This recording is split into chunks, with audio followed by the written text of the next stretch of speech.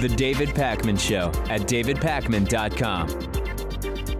Welcome to the bonus show. I feel like I have to apologize for my disheveled appearance. It was a late night last night. The live stream of the State of the Union address went much later than I anticipated. I was hoping and assuming we would have a shorter State of the Union based on Trump's speech last year.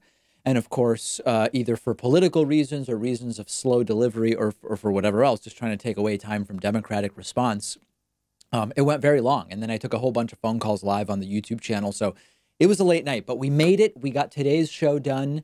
And I have interesting stories to discuss with you on the bonus show, one of which is there is the very now almost infamous idea from Congresswoman Alexandria Ocasio-Cortez floating this idea of a 70% marginal tax rate on people with high incomes, whether that's 2, 5, or 10 million in income.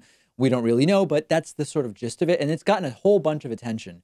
There's another economic proposal that we've not discussed very much yet, although we will as we dig in more and more to the 2020 Democratic primary, which is from Senator Elizabeth Warren.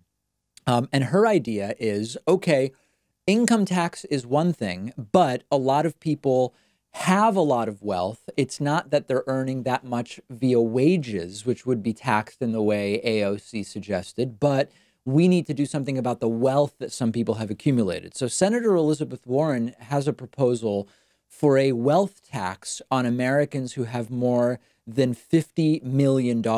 And interestingly, we had the story on the regular show today about Fox News hosts were stunned that even their poll results are that the public is okay with taxing rich people's income.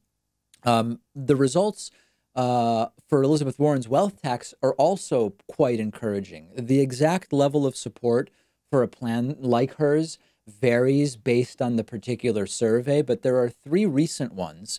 And support for Elizabeth Warren's plan, generally speaking, as a tax on wealth above a certain amount, is somewhere between 50 and 61%. And importantly, when you have a country that is as politically polarized as the United States, you don't get 61 or even 50% support for something unless it is somewhat bipartisan in the support that it enjoys.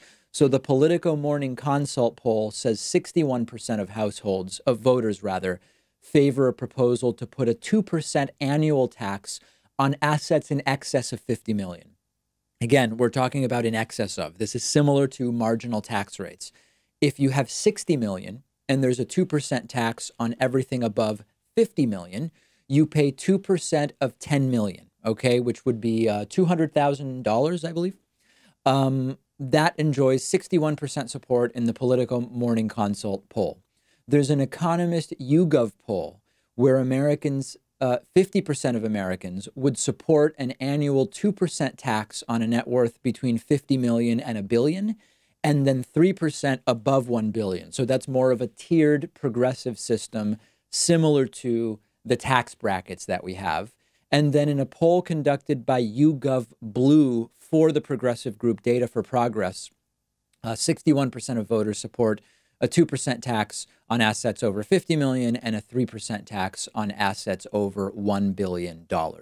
What's interesting about this is that there are people who have been sort of tricked into supporting policies that don't benefit them but benefit the rich. This was sort of like a hallmark of the Tea Party movement in 2010.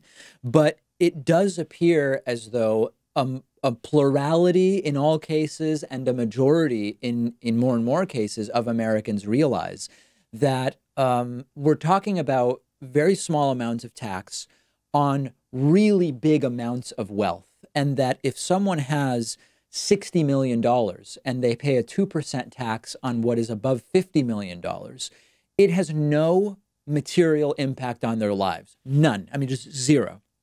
But it could raise a lot of money to do really good things for society. There are still people who would understand the economic benefits, but be against it on sort of principled grounds that they just don't think that it's fair to target the rich in that way. But it's only targeting the rich in the same way that any progressive taxation system targets the rich. And in fact, we have some taxation systems that favor the rich. Like, for example, Social security taxes. You only pay social security taxes on wages up to, I forget the exact number this year, but it's like around $120,000 to $125,000. Beyond that, you pay zero towards Social Security. So the more you make, your effective tax rate for Social Security contributions goes lower and lower. So we have a mix of these taxes and systems in our infrastructure of taxation. It's good news that people are increasingly saying, yes, we would be in favor of this. And at AOC's proposal, Elizabeth Warren's wealth tax proposal, all of these, when people are polled fairly about them, garner pretty significant support. There's a very bizarre story out of San Juan County where there are defense attorneys that believe that Sheriff Ron Krebs is influencing the outcome of a court case because he was using courtroom security cameras to zoom in surreptitiously on notes that defense counsel had during a criminal trial last week. Civil rights attorneys, criminal defense attorneys are all completely outraged. And there is actually, there is video, or I guess photographs that we have seen which show that cameras in the courtroom were used to zoom in very, very closely on notebooks at the defense table. In one picture, it just says, it looks to say juror number 3. I'm looking at it now. In another one, I actually can't really tell what it says. It's a bit blurry, but it looks like it's certain people's names. There are printed documents that there are very, very clear shots of. And indeed, this has led to the dismissal of one criminal case. And there is now a broader investigation into whether this is a strategy that is being employed by the sheriff's department more broadly. Phone calls were made to the sheriff's office as of this morning. They were not returned. There are also questions about previous cases which may have had, I mean, listen, once you know what defense counsel is writing down, you can't really, what's the phrase? You can't unring a bell. You can't unscramble an egg. You can't put the genie back in the lamp, to use a more esoteric metaphor. How can you measure the impact of that and then say, oh, we can still go forward with a trial? It seems that it would immediately be worthy of a mistrial in my mind. And at least one case has been dismissed here, and a broader investigation is now going to start. And what's sort of most disgusting to me about this is that as a general rule, I mean, yeah, okay, there's rich defendants who get the best lawyers, and they, we could argue, are at least on a level playing field with prosecutors. Maybe they have a slight advantage, maybe they're just level. But for the most part, we have a system which significantly favors the prosecution, even when you account for guilt beyond a reasonable doubt, because you have circumstances where many suspects are held until their trials in jail. That prevents them from, or at least hinders them from, mounting the best defense possible. You have many defendants who simply aren't able to afford attorneys, and they get court-appointed attorneys who are doing great work. They're doing the best jobs they can, but they are overloaded and in many cases underpaid. So the idea that you would even need to gain an advantage as the side of prosecutors and law enforcement, which aren't the same but are often working together in a lot of these cases, it just belies credulity. They already have an advantage when it comes to the majority of the criminal cases. So there should be a full investigation done. If it turns out that there are more cases where this may have been done, I don't know how you would figure that out going backwards in time.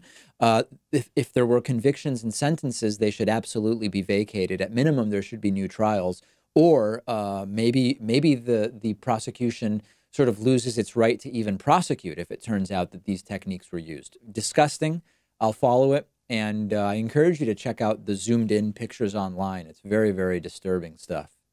We heard from Donald Trump yesterday in his State of the Union address that he cares about space exploration as long as it's Americans doing it in American rockets and all of that stuff. But big picture, Donald Trump hasn't really been an advocate for space exploration, as I've been talking to you about for as long as Donald Trump has been president now. But NASA actually is doing something really interesting. NASA is going to make an attempt to alter the orbit of an asteroid in a test of a possible planetary defense. So this years ago would have been the stuff merely of science fiction. And mathematically, we know that at some point it is likely that a large body of mass in outer space could or likely will be on a trajectory to hit Earth and to do significant damage. So it would be great to have the ability to redirect the asteroid to alter its orbit and ideally to prevent it from hitting the Earth. And that is exactly what NASA, in partnership with the ESA, that's the European Space Agency, they are going to try to knock an asteroid off course by slamming into it with a probe that will be traveling at about 4 miles per second. This is called the Double Asteroid Redirect Test, or DART, nice little acronym that they've put together. They are going to target the asteroid known as Didymos or Didymos. I'm not exactly sure how it's pronounced. And a much smaller rock that is orbiting it called the Didymoon. And they want to just knock it off course. Now, these aren't actually rocks that pose a threat to the planet. They're both going to be 7 million miles away at their closest point in their orbit. But it's a test, and I am extraordinarily interested in seeing what is going to happen. But I'm already thinking ahead. I think I've read too much dystopian science fiction. What I'm thinking about is, okay, let's assume we can do this. I'm thinking ahead maybe millennia to when the human species has spread to multiple planets. And what comes to my mind is this is the new weapon for interstellar cross-planetary war, which is you want to attack another planet because you don't like what the people there are doing. You take an asteroid that wouldn't be on course to slam into that planet, and you redirect it so that it will. And that could be the new version of nuclear weapons or rifles or whatever it is. We always seem to have, sadly, our first instincts or our second instincts very, very closely behind are how can we turn this technology into a weapon of some kind? And there are people who will hear me say that and say, David, that's not a bad thing. Humans have an innate drive for self-preservation and to stay alive. And when you see an opportunity to do something to keep yourself more safe, you take that opportunity. I see it as depressing, quite frankly. That's it for today. New show, new bonus show tomorrow. The David Pakman Show at davidpakman.com.